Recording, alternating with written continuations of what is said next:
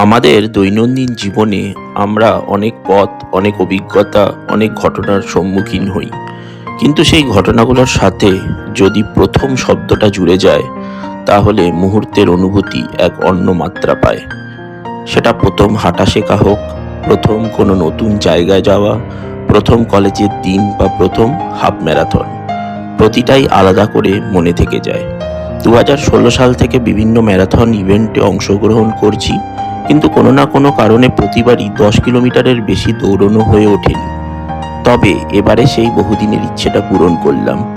যখন একটার পর একটা কিলোমিটার পেরিয়ে লক্ষ্যের দিকে এগিয়ে চলেছি, তখন মাথায় বারবার ফিরে এসেছে এই প্রথম শব্দটা। হয়তো আগামীতে আরও হাফ ম্যারাথন দৌড়বো, সেটাই থাকবে পরের সিজনের লক্ষ্য। কিন্তু জীবনের এই প্রথম অভিজ্ঞতা মনের কোণায় বিশেষ হয়ে থেকে যাবে।